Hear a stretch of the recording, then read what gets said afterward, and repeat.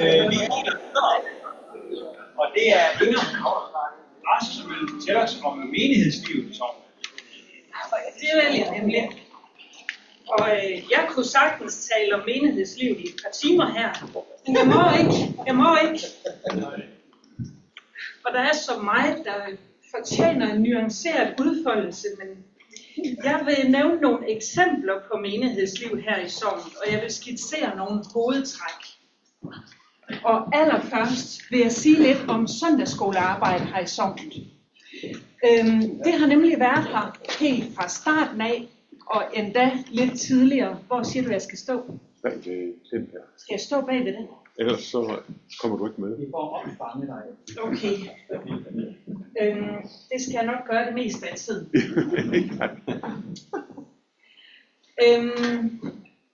Forrest i søndagsskoleprotokollen, der skrev pastor Højer tilbage i 1955 nogle sider om baggrunden for søndagsskolen i Emanuelskirken.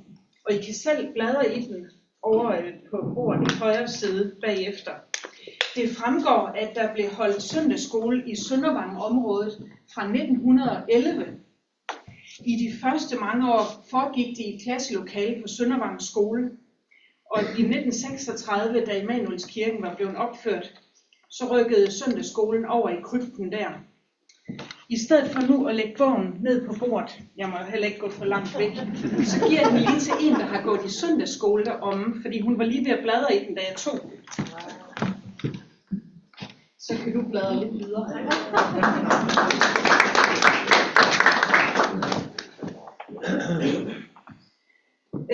Der står i søndagsskoleprotokollen, at da søndagsskolen rykkede over i Emanuelskirkens krypt, der blev bogholderske frøken Kirstine Jensen leder af gruppen af søndagsskolelærere.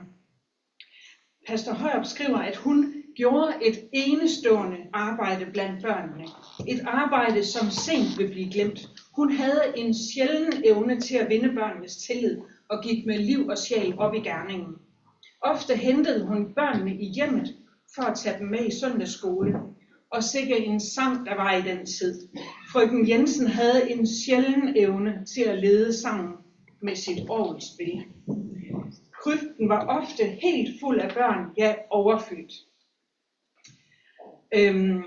Højers forgænger, pastor Christiansen, han indførte faktisk, at børnene kom op i kirkerummet en gang om måneden til børnegudstjeneste der. Og han indførte forklaringsmøder for søndagsskolemedarbejderne, hvor de fik bibelundervisning og kunne tale om forskellige spørgsmål vedrørende søndagsskolens drift. Det ser ud til, at der efter 20 år i Emanuelskirken op i 50'erne stadigvæk var rigtig god tilslutning. Som regel mellem 50 og 60 børn, en enkelt gang 74 børn i søndagsskolen. Og i 50'erne er der stadigvæk børnegudstjeneste op i kirkerummet en gang om måneden. Og forklaringsmøder. Sådan der. Godt. Tak. Jamen, det er fint. Og forklaringsmøder for lederne. Den årlige udflugt går til Skamling med 150-200 deltagere. Til en forældrefest i søndagsskolen var der en aften 135 børn i Emanuelskirkens krypt. Altså det lokale kender jeg ret godt. Og jeg begriber ikke, at der kunne klemmes så mange ind der. Fra sommeren 1960 og de følgende år, der kom nogle af søndagsskolebørnene på en uges sommerlejr på Lyngsbo ved Lillebælt. Og det her, det er gruppebilleder fra de første 2 år, hvor det er gruppen fra Emanuelskirken som et udsnit af den samlede flok på lejr. Søndagsskolen om i Kristkirken blev fra starten ledet af pastor Rosen. Samlingen var søndag over middag, forrest i kirkerummet. Der var mange børn i søndagsskolen. Jeg har hørt den påstand, at nogle forældre simpelthen sendte børnene i søndagsskole, så de selv kunne få en middagssøvn. Jamen efter en 6-dages arbejdsuge, jeg ved ikke om det passer, det var en gammel dame, der sagde det, Jeg ville godt kunne forstå det. Et højdepunkt var den årlige udflugt, og i 50'erne, der startede udflugten med, at børnene mødte op på Kolding Banegård, og så kørte hele flokken med Troldhedebanen til Begge, hvor der var et grønt område, hvor man så havde nogle sportskampe. I 70'erne, der samlede søndagsskolen herover i krypten under Kristkirken, under ledelse af kirketjener Bergholt, Henriks far. Og Torben Plau og Svend Nissen, som mange af jer har mødt, har også været nogle af de faste drivkræfter i søndagsskolen her i lang tid. I de første mere end 60 år af sognens eksistens, der var langt de fleste af menneskers møder med kirken centreret omkring gudstjenester og kirkelige handlinger. Det her billede, det er fra den 6. maj 45. Befrielsesbudskabet, det kom fredag aften 8:30, og så var der lige tid til, at søndagens gudstjeneste blev til en festlig fejring. I kan se, Dannebrog ligger op på knæfaldet, og det her billede må være taget under præludiet. Der bliver ført faner ind, hvor der er fuldt hus. Det var også den dag, de første englænder kom til Kolding. Nogle af dem var vist også med. Og man fornemmer, at præsten har den messehal på, som hænger nede på stumtjeneren. Der var kontakt med mennesker gennem gudstjenester og kirkelige handlinger, og dem var der til gengæld også rigtig mange af. I årene omkring sognens oprettelse, der var det nogle meget, meget store årgange, der blev født. Og langt de fleste af børnene blev døbt, og børn kunne indskrives til dåb følgende søndag, frem til lørdag aften kl. 20 hos kordegnen. Altså, jamen, præsterne har haft masser af arbejde, men det er dryppet på både kordegnen og kirketjeneren og organisten. Senere blev langt de fleste konfirmeret, og har var virkelig mange brudepar, især i årene efter 2. verdenskrig. Præsterne har haft et meget stort arbejde med konfirmandundervisning. Allerflest konfirmander var her i 1935 med hele 186 konfirmander, hvoraf de 102 blev konfirmeret samme dag, den 14. april. Altså personligt håber jeg, at det har været fordelt på de mindste 2 gudstjenester, og de sidste 84 i efteråret. Men i de år var det helt almindeligt, at konfirmanderne på deres konfirmationsdag sad på stole helt ude i våbenhuset. Det var helt almindeligt. Det blev jeg tippet om af Ben Gudmund Nielsens kone Leila en gang, hvor jeg tænkte, kan det nu passe, men den var god nok. Stadigvæk i 70'erne var der mange konfirmander. Erik Langkjær, han kunne godt som en præst ud af 3 i sognet have 2 parallelle hold med ca. 40 konfirmander på hvert hold. Undervisningslokalet i Emanuelskirken, det har været godt fyldt op. Men han fortalte, at nogle af konfirmanderne blev konfirmeret i Emanuelskirken, og andre ville helst konfirmeres i Kristkirken. Så blev det fordelt. Rej Sørensen har i sin tid haft konfirmander både fra Søndervang skole, fra Ristoft skole, Kolding Realskole og fra Parkskolen. På et tidspunkt begyndte Rej Sørensen at invitere forældrene til hvert konfirmandhold til et møde og en kop kaffe. Det kunne menighedsrådet bestemt ikke se nogen grund til. Så præsten måtte betale kaffetraktementet af egen lomme. I løbet af en årrække, der ændrede det sig heldigvis. Og nu er det jo en helt naturlig del af et undervisningsforløb at invitere forældrene herhen. Der er i det hele taget så meget, der ændrer sig. I november 54, der sagde pastor Højrup, at han mente, at forældre skulle tage deres børn med til alters under opvæksten.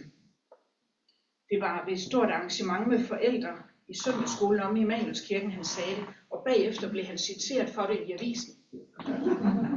Men mange år senere, stadigvæk sidst i 70'erne, der var der traditionen for, at konfirmanderne tog deres fine tøj på igen søndagen efter konfirmationen, så fulgtes de og deres forældre til kirke, sådan at konfirmanderne kunne have deres første altergang. Rej Sørensen fortalte mig, at der var stor tilslutning til den tradition. Men det var jo ikke nogen bare sådan en lokal tradition. Jeg kan huske det samme fra min konfirmation i 81 ude i Skanderup Sogn. Og nu ser vi hver søndag små børn deltage i altergangen her i Kristkirken. Men i de første årtier var her altså masser af kirkelige handlinger, og dermed masser af mennesker i kontakt med kirken, også selvom der ikke blev inviteret til ret meget i løbet af hverdagsugen. Udover gudstjenester og kirkelige handlinger og søndagsskolerne, har mennesker også mødt kirken gennem menighedsplejen. I nogle år var der ansat en diakonisse, som tog ud i hjemmene og hjalp mennesker, der trængte til det. Siden har hovedfokus været uddeling af julehjælp. I de fleste år til enkelt husstande, men nu som en større pengegave til folkekøkkenet og andre lokale slags arbejde til gavn for mennesker, der har det svært. Og når enkelte personer i løbet af året kommer til for eksempel kontoret og beder om penge, så får de tilbudt en spisebillet til folkekøkkenet på den anden side af Haderslevvej, og så betaler menighedsplejen den regning. Kirkeligt socialt arbejde, diakonalt arbejde, det var det også, da Harry Sørensen i forbindelse med sin præstetjeneste og mere resten sørgede for små julegaver til fangerne. Og det er også Michaels medvirken ved morgenmad for skolebørn om i kvarterhuset. Og den besøgstjeneste, der i en årrække har været koordineret af skiftende sognemedhjælpere eller kirkemedarbejdere. Så vil jeg sige lidt om møder for voksne, for det kom dog alligevel. I 70'erne, der blev der holdt nogle sogneaftener i krypten under Kristkirken lige herovre, hen over vintermånederne. Det var jo på det tidspunkt stadigvæk det eneste forsamlingslokale, der var her ud over kirkerummet. De aftener, det kunne være ud fra et stykke litteratur. Erik Langkjær fortalte om Bo Hjertzes Stengrunden, han fortalte om Thor Blichers noveller. Det kunne også være biografisk stof, som da pastor Svare fortalte om Lina Sandell. Da Erik Langkjær var her i sognet i 72 til 77, der stod han for en månedlig eftermiddag for ældre i Emanuelskirkens krypt. Og hans efterfølger, Harry Sørensen, holdt tirsdags samvær i Emanuelskirkens krypt, også en gang om måneden. Kaffe og fortælling eller foredrag.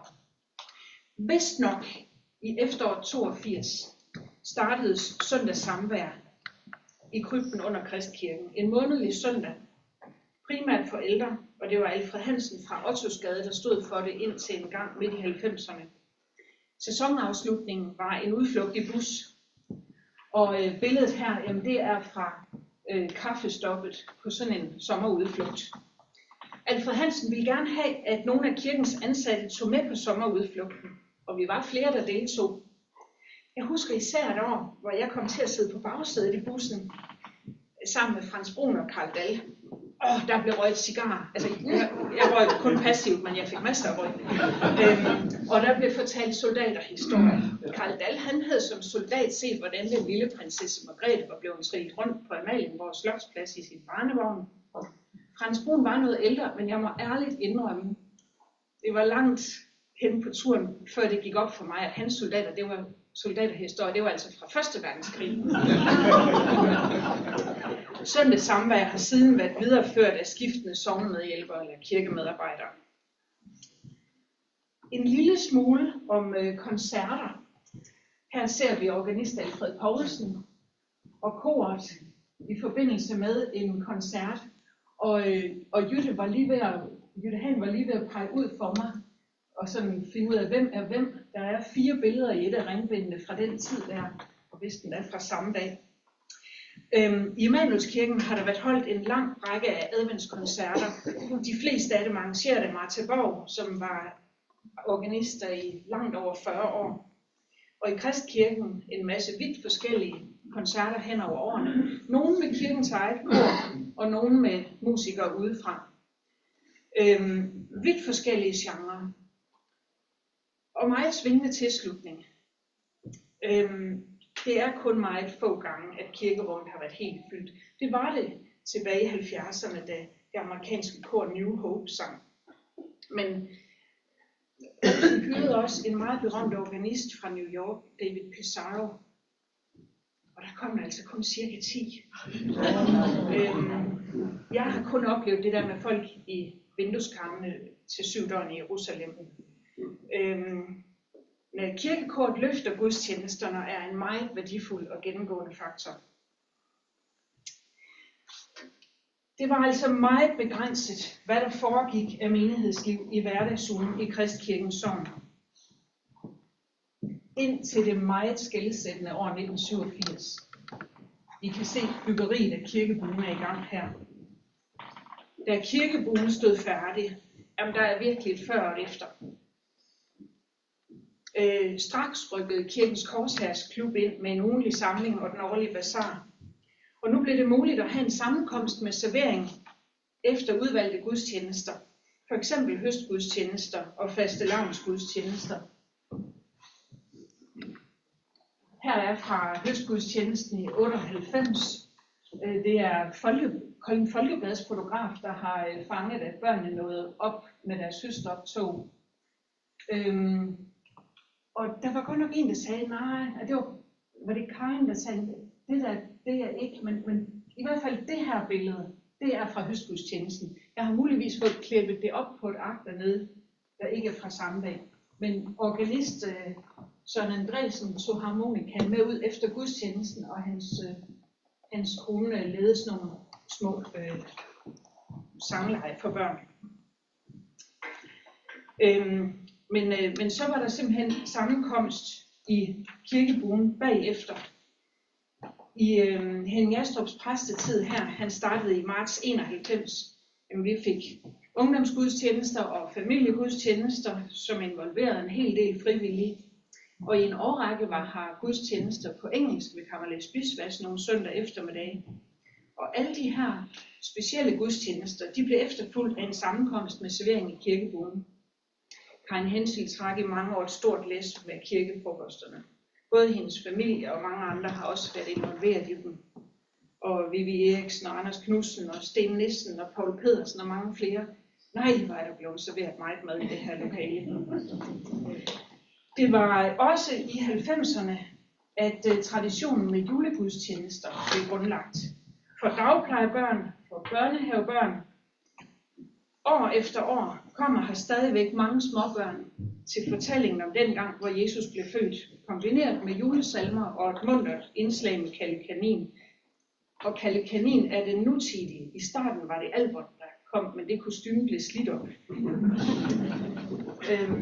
Måske har vi et billede af Albert. Nej, det hedder vi ikke her. Det er der nede på arkene. Der er nemlig nogle billeder, hvor Karin bliver hjulpet ind i Albert-kostymet af Grete og Jytte. Men sådan et, det kommer også til at lugte med tiden. Netop ved juletid har vi også i mange år haft julekrybeudstilling i Kristkirkens vinduesnicher. Kirsten og Frederik Gregersen rejste meget og opbyggede en stor samling, og det har været fantastisk at få lov til at kunne have dem stående, og mennesker er kommet og kigget både i forbindelse med gudstjenester og i løbet af hverdagsugen. Og der var endda nogle år, hvor de også sammen med Gerda og Svend Nissen og sammen med Mona Lydiksen lavede julekrybbe nede i beskyttelsesrummet, bunkeren her, nord for kirken, med mannequin-dukker klædt ud som Maria, Josef, hyrder og vismænd. Altså, der er en udstoppet kalv oppe i tårnet fra den tid, men kamelerne, det var krydsfinær. Og en af vismændene var godt nok en mannequin-dukke med meget kvindelige former, men hun fik simpelthen savet brysterne af og blev til en soldat. Ja, altså, man må gøre noget. Siden 90'erne har været et tilbud til børn under præstens søndagsprædiken. Startede af Hanne Engmark og Dorit Astrup. Et tilbud til børn under søndagsprædiken, børnekirke under prædiken. Jeg er sikker på, at det er medvirkende til, at så mange børnefamilier deltager i gudstjenesterne. Både i Emanuelskirken og i Kristkirken kommer skoleelever i kirke til juleafslutning. Og året igennem kommer skoleklasser på besøg med deres spørgsmål. Nu skal jeg lige tilbage til det der billede, fordi det er jo fra minikonfirmander, som så kom til at hedde juniorkonfirmander, nu hedder det tårnagent, men hvor børn kom ind og se, hvordan tager præsten sin kjole på, hvordan er det med kraven, hvordan bliver den lukket, og hver især kunne de også prøve at mærke, hvor tung præstekjolen er, og den er tung. Efterhånden så kunne rammerne her i kirkebuen simpelthen ikke længere slå til.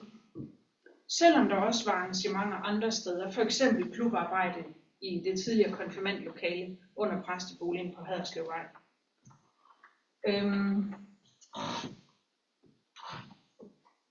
Nu er både den tidligere præstebolig på Haderslevvej og den tidligere kordegnebolig inddraget til aktiviteter og kontorer, og de bliver kaldt henholdsvis Kridthuset og Havehuset. Havehuset har sit navn af 2 årsager, både på grund af adressen på Hans Havesvej, og fordi den have, der tidligere hørte til Kordegnen og hans familie, den nu er kirkehave. Den bliver brugt i tilknytning til, at sognet er registreret som Grøn Kirke, og den fungerer som en slags kolonihave for folk med tilknytning hertil. Jeg har desværre ikke tid til at udfolde alle de tilbud, der har været i gang førhen. Ja, faktisk ikke engang alle dem, der kører nu. Og det er godt, at der sker en hel masse. Og nye tilbud og arbejdsgrene vokser stadigvæk frem.